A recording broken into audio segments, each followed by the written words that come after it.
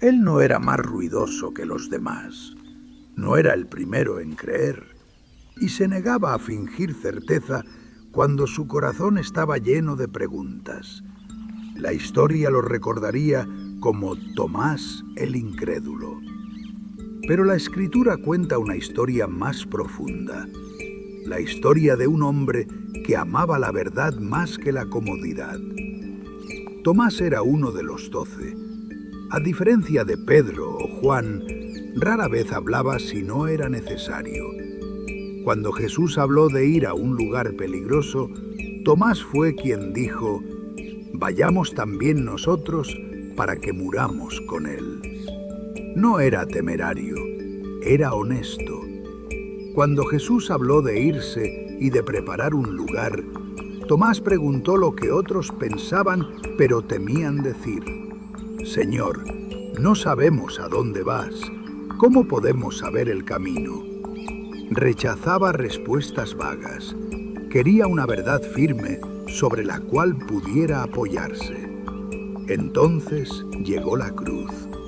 Tomás no solo perdió a un maestro, perdió un futuro. Había dejado su trabajo, sus planes, su seguridad. La esperanza se derrumbó bajo el peso de los clavos y el silencio. Mientras otros se reunían, la Escritura guarda silencio sobre Tomás. Tal vez el dolor necesitaba distancia. No todos lloran de la misma manera. Cuando regresó, los demás dijeron: «Hemos visto al Señor». Tomás no discutió. Dijo en voz baja: «Si no veo las heridas, no creeré». Esto no era orgullo. Era un corazón herido que se negaba a aceptar una esperanza falsa. Pasaron 8 días. Entonces Jesús se puso en medio de ellos y dijo: «La paz sea con ustedes». Se volvió hacia Tomás y lo invitó a ver las heridas. No hubo reproche, solo misericordia. Tomás respondió: «Señor mío y Dios mío». La fe nació no del consuelo, sino de la verdad. Tomás nos enseña esto. La fe no es la ausencia de duda, es el valor de buscar la verdad y permanecer lo suficientemente cerca como para ser encontrado. Dios no se ofende por las preguntas, no se siente amenazado por la incertidumbre. La duda honesta puede ser una puerta, no un muro. Tomás dudó, pero se quedó. Y quienes permanecen el tiempo suficiente suelen ver con más claridad que aquellos que nunca cuestionan nada. Por eso su historia permanece, no para avergonzar la duda, sino para redimirla. La verdad no teme ser examinada. La luz no huye de la búsqueda sincera. Y la fe, cuando finalmente habla, puede hacerlo con una certeza silenciosa e inquebrantable. Tomás nos muestra que la fe no se apresura. Maduró en el silencio, en la espera, en las heridas vistas con claridad. Y cuando llegó, se arrodilló, no por miedo, sino por reconocimiento. Preguntó, esperó, y cuando la verdad estuvo delante de él, no se apartó. Creyó, no a ciegas, sino plenamente. Esta es la fe que permanece, siempre, siempre. Amén. María de Magdala vivió durante un tiempo bajo fuerzas que no podía romper. La Escritura habla de 7 demonios que la tenían atada, aunque no dice por cuánto tiempo. Lo que se sabe es suficiente. Sus días estaban marcados por la agitación, sus noches por el miedo, su voz ahogada bajo el peso de lo que no podía escapar. Su vida estaba fracturada, su esperanza desgastada, y la gente hablaba de ella más con cautela que con compasión. Entonces conoció a Jesús. Con una palabra, Él expulsó su tormento, sin espectáculo, sin demora. En un instante, lo que la ataba desapareció. Desde ese día lo siguió, no para ganar favor, sino porque su vida le había sido devuelta. Viajó con los discípulos, apoyó el ministerio, escuchó enseñanzas que restauraron su mente. No buscaba atención, ya no necesitaba demostrar nada. La gratitud, no la ambición, marcaba sus pasos. Cuando Jesús fue arrestado, el miedo dispersó a muchos. Los rumores se extendieron, las puertas se cerraron, los pasos huyeron en la noche. Pero María permaneció cerca de la cruz. Vio al que la había sanado ser burlado y crucificado. Lo escuchó perdonar a sus ejecutores. Vio su cuerpo debilitarse y sintió que el mundo se inclinaba cuando él exhaló por última vez. No entendía el significado del momento, pero se negó a abandonar a aquel que no la había abandonado. A veces la fe es simplemente quedarse cuando todo dentro de ti quiere huir. Después de su muerte, siguió a José de Arimatea hasta la tumba, grabando en la memoria el lugar donde la piedra fue colocada. Antes del amanecer del tercer día, regresó con aromas, esperando silencio, con la esperanza de al menos honrar lo que quedaba. Pero la piedra ya no estaba. Corrió a buscar a los discípulos y Pedro y Juan fueron, vieron la tumba vacía y se marcharon sin saber qué pensar. María se quedó, sostenida por el duelo y la lealtad. Llorando afuera miró dentro y vio ángeles, pero su corazón estaba fijo en una sola pregunta: ¿dónde estaba su Señor? Al darse vuelta, vio a un hombre que pensó que era el jardinero. Buscaba respuestas hasta que él dijo su nombre, una palabra, y el reconocimiento rompió su tristeza. Ella conocía esa voz. Jesús estaba vivo. Él la envió a contar a los discípulos. Y así María Magdalena se convirtió en la primera testigo de la resurrección. La mujer que antes estuvo rota, ahora encargada de la noticia más grande jamás pronunciada. Ella permaneció cuando otros se marcharon, y porque se quedó, vio lo que los apresurados no vieron, que la muerte no tuvo la última palabra y que la lealtad puede conducir a la revelación.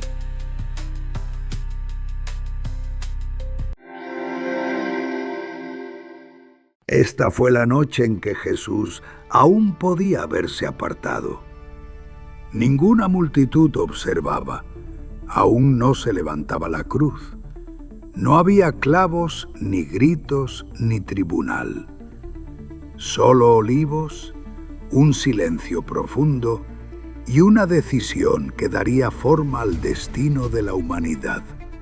Después de la última cena, Jesús salió de Jerusalén con sus discípulos y cruzó el valle del Cedrón.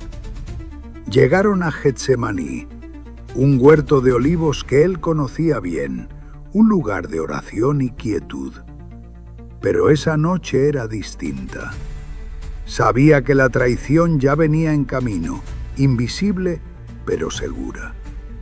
En el límite del huerto, dijo a la mayoría de los discípulos que se quedaran atrás.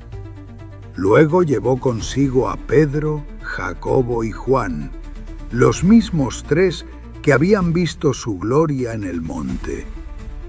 Pero ahora no había luz, ni voz del cielo, ni triunfo, solo tristeza. Jesús comenzó a sentir un peso como nunca antes. Les dijo: «Mi alma está profundamente angustiada hasta la muerte.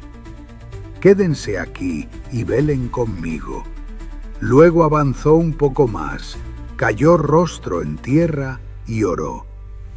En la oscuridad pronunció la oración más honesta de la Escritura: «Padre, si es posible, que pase de mí esta copa». La copa no era solo sufrimiento, Era la traición de un amigo, la injusticia de los gobernantes, la burla de las multitudes, el abandono de los seguidores y la carga misma del pecado. Lucas relata que su angustia fue tan intensa que su sudor caía como gotas de sangre sobre la tierra. Esto no fue debilidad, fue obediencia que sintió plenamente el costo. Cuando Jesús regresó, encontró a sus discípulos dormidos, no por crueldad, por humanidad. Despertó a Pedro y dijo: «¿No pudieron velar conmigo ni una hora? Velen y oren, para que no entren en tentación. El espíritu está dispuesto, pero la carne es débil». Oró otra vez, regresó otra vez, y otra vez durmieron. En el momento más oscuro de su vida, él permaneció solo, no porque no fuera amado, sino porque aún nadie comprendía. La tercera oración fue distinta. «Padre, si esta copa no puede pasar sin que yo la beba, hágase tu voluntad». El temor seguía allí, pero la resistencia terminó. Entonces aparecieron las antorchas. Judas dio un paso al frente. Los soldados se acercaron. Pedro tomó su espada, pero Jesús lo detuvo. «¿No he de beber la copa que el Padre me ha dado?». La batalla ya había sido ganada, no en la cruz, sino en el huerto.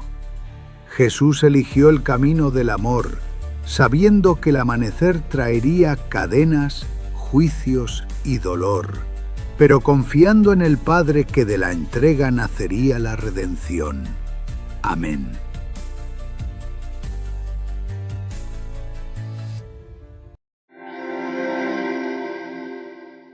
Él no traicionó a Jesús por dinero, no lo planeó, ni siquiera creía que fuera posible.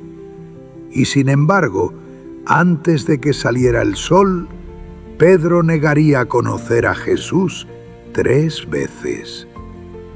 Pedro no era un cobarde, era audaz, impulsivo, ruidoso, a menudo el primero en hablar y el primero en actuar. En la última cena, cuando Jesús dijo que todos se apartarían, Pedro lo interrumpió. «Aunque todos te abandonen, yo nunca lo haré». Jesús lo miró, no con ira, sino con tristeza, y dijo: «De cierto te digo, Pedro, que antes de que cante el gallo, me negarás 3 veces». Pedro insistió aún más fuerte: «Aunque tenga que morir contigo, jamás te negaré». Lo decía en serio. Pero la sinceridad no es lo mismo que la fortaleza. Después de que Jesús fue arrestado en Getsemaní, los discípulos se dispersaron.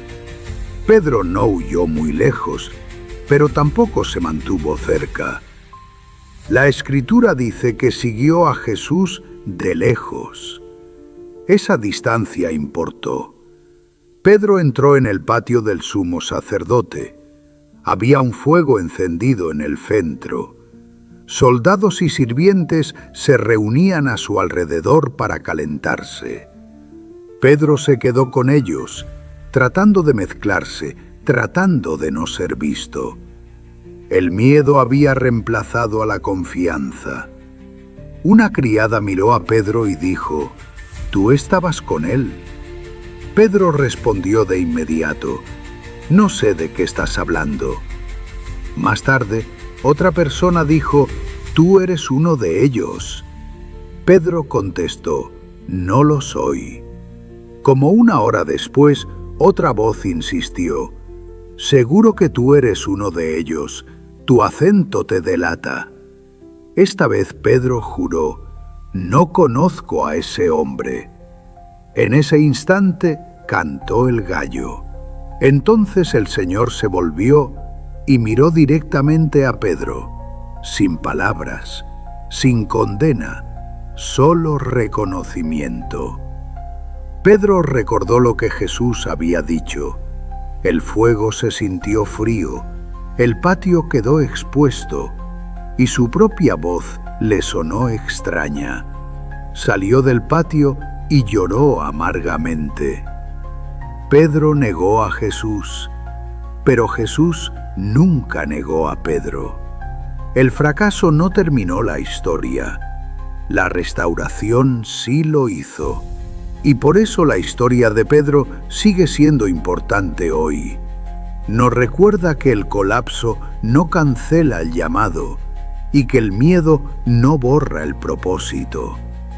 La gracia encuentra a las personas no en su momento más fuerte, sino en el más honesto. El fracaso de Pedro no sorprendió a Jesús. Reveló los límites del valor humano y la profundidad de la paciencia divina. Lo que quebró a Pedro no fue la acusación, sino la verdad. Y lo que lo reconstruyó no fue la vergüenza, sino la misericordia, lenta, constante y más fuerte que el miedo mismo. Él no parecía un líder, no hablaba con seguridad ni con autoridad. Y aún así, este sería el hombre que un día se presentaría ante el imperio más poderoso de su tiempo y pronunciaría palabras que ningún esclavo se había atrevido a decir jamás. Deja ir a mi pueblo. Moisés nació en Egipto, entre un pueblo encadenado, en un tiempo en que el faraón ordenó que todo bebé varón hebreo fuera asesinado. Para salvarlo, su madre lo colocó en una cesta y la puso sobre las aguas del Nilo. Fue hallado por la hija del faraón y criado en el palacio, rodeado de poder, educación y privilegio. Sin embargo, Moisés nunca olvidó quién era. Un día, al ver a un egipcio golpeando a un esclavo hebreo, algo se quebró dentro de él. Golpeó al egipcio y lo mató. Al darse cuenta de lo que había hecho, Moisés huyó al desierto. Allí, lejos de palacios y autoridad, vivió como pastor durante 40 años, creyendo que su historia había terminado. Pero en el silencio del desierto, Dios le habló desde una zarza que ardía sin consumirse. Dios le dijo que había visto el sufrimiento de su pueblo y que enviaba a Moisés ante el faraón. Moisés se resistió, dudó de sí mismo, dijo que no sabía hablar bien. Dios respondió simplemente: yo estaré contigo. Moisés regresó a Egipto y se presentó ante el faraón no con armas ni con un ejército, sino con obediencia. Sus palabras no fueron una súplica, fueron una orden. Deja ir a mi pueblo. El faraón se negó y su corazón se endureció. Siguieron señales y plagas que sacudieron la tierra hasta que finalmente, en una noche de gran pérdida, el faraón se quebró y ordenó que los israelitas se marcharan. Después de 400 años de esclavitud, el pueblo salió libre. Pero la libertad daba miedo. Cuando el faraón los persiguió con carros, los israelitas quedaron atrapados entre el mar y el ejército. El temor se extendió. Clamaron con desesperación. Moisés respondió con fe serena: no tengan miedo, manténganse firmes. El Señor peleará por ustedes. Levantó su vara y el mar se abrió. El pueblo cruzó en tierra seca y las aguas se cerraron detrás de ellos. El camino no terminó allí. En el desierto, el pueblo dudó, se quejó y se rebeló. Moisés los guió durante 40 años, cargando un peso más pesado que las cadenas. No fue perfecto, se cansó, se enojó, pero nunca se apartó. Moisés nunca entró en la tierra prometida, solo la vio desde lejos. Y aún así, su vida enseña esta verdad: Los verdaderos líderes no conducen a las personas hacia sí mismos, las conducen hacia adelante, incluso cuando ellos no pueden llegar hasta el final. Moisés caminó primero para que una nación aprendiera cómo se ve la libertad. En el mundo antiguo, generaciones después de Adán, la tierra se llenó de violencia y corrupción. La Escritura dice que Dios vio que toda inclinación del corazón humano era solo maldad todo el tiempo.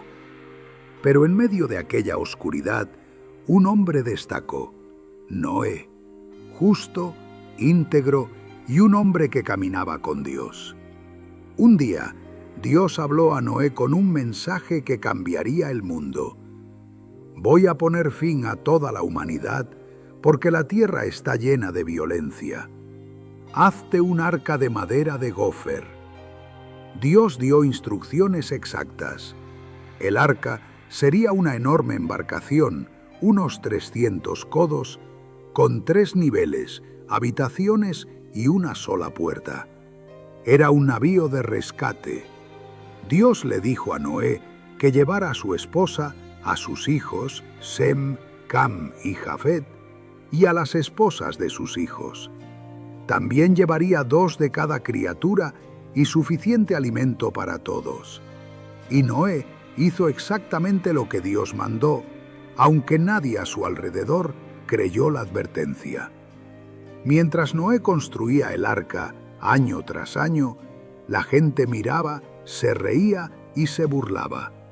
La idea de lluvia y un diluvio parecía imposible. Pero Noé siguió construyendo, predicando justicia por medio de la obediencia. Estaba preparándose para un juicio. Cuando el arca estuvo terminada, Dios ordenó, «Entra en el arca porque he visto que eres justo». Los animales comenzaron a llegar en pares por la voluntad de Dios. Luego, Noé y su familia entraron y el Señor lo encerró dentro. El día 17 del segundo mes, las fuentes del gran abismo se rompieron y las ventanas de los cielos se abrieron. Llovió durante 40 días y 40 noches. El agua brotó desde arriba y desde abajo. Las aguas crecieron hasta cubrir las montañas. Todo ser viviente fuera del arca pereció. Solo Noé, su familia y las criaturas dentro sobrevivieron. Las aguas continuaron por 150 días. Entonces Dios recordó a Noé y llegó el tiempo de la misericordia. Dios envió un viento y las aguas comenzaron a retirarse lentamente. Después de meses en el mar, el arca descansó sobre los montes de Ararat. Noé envió un cuervo, luego una paloma. La primera vez, la paloma regresó. La segunda, volvió con una hoja de olivo. La tercera, no regresó. La tierra comenzaba a ser habitable. Finalmente, más de un año después del inicio del diluvio, Dios dijo a Noé, «Sal del arca». Noé puso los pies sobre una tierra purificada, lista para un nuevo comienzo. Lo primero que hizo fue construir un altar y ofrecer un sacrificio de gratitud. Dios hizo un pacto con Noé, prometiendo, «Nunca más destruiré toda vida con un diluvio». Como señal de ese pacto, Dios colocó un arco iris en el cielo, un recordatorio de que el juicio había pasado y la esperanza había comenzado. La historia de Noé no es solo sobre destrucción, es sobre obediencia, misericordia y comenzar de nuevo. Un recordatorio de que aun cuando el mundo colapsa, Dios preserva un camino hacia adelante.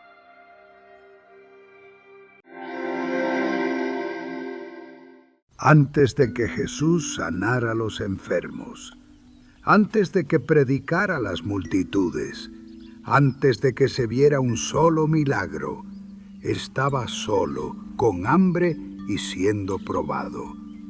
La batalla más grande de su vida no ocurrió en una cruz, sino en el silencio, en un desierto donde nadie miraba. Después de su bautismo en el río Jordán, Jesús escuchó la voz de Dios decir: «Este es mi Hijo amado, en quien tengo complacencia». Luego el Espíritu lo llevó, no a la celebración, no al ministerio, sino al desierto. Durante 40 días y 40 noches Jesús ayunó, sin comida, sin consuelo, sin presencia humana. Solo el calor del día, el frío de la noche y el debilitamiento lento del cuerpo. El hambre no es solo física. Despoja la fuerza, la paciencia y la seguridad. Presiona el alma hasta que los motivos quedan al descubierto y la fe es probada sin testigos. Y cuando Jesús estaba en su punto más débil, llegó el tentador. El diablo habló en voz baja, casi con lógica. «Si eres el Hijo de Dios, ordena que estas piedras se conviertan en pan». No era una rebelión abierta, era una sugerencia silenciosa. Usar el poder para uno mismo, poner la necesidad inmediata por encima de la confianza en Dios. Jesús tenía el poder, pero sabía que los milagros usados para la autopreservación corrompen lentamente el alma y distorsionan la obediencia. Respondió: «No solo de pan vivirá el hombre, sino de toda palabra que sale de la boca de Dios». Entonces el diablo le mostró todos los reinos del mundo, su riqueza, autoridad y gloria. «Todo esto te daré», dijo, «si te inclinas y me adoras». Un atajo, una corona sin sufrimiento, un reino sin cruz. Jesús respondió sin dudar: «Adora al Señor tu Dios y sírvele solo a Él». Finalmente el diablo lo llevó al punto más alto del templo. «Si eres el Hijo de Dios, tírate abajo, los ángeles te sostendrán». Era una exigencia de prueba, una tentación de convertir la fe en espectáculo. Jesús respondió: «No pondrás a prueba al Señor tu Dios». Entonces el diablo lo dejó, y los ángeles vinieron y lo ministraron. Jesús salió del desierto con hambre y cansancio, pero intacto y plenamente alineado con la voluntad de Dios. El desierto no hizo a Jesús más débil, reveló quién ya era. Sin aplausos, sin testigos, sin atajos, solo obediencia, elegida una y otra vez en el silencio. Esta victoria invisible se convirtió en el fundamento de todo lo que siguió. Cada palabra pronunciada, cada vida transformada, cada milagro revelado. Antes de que Dios use a alguien en público, lo forma en privado, en el silencio.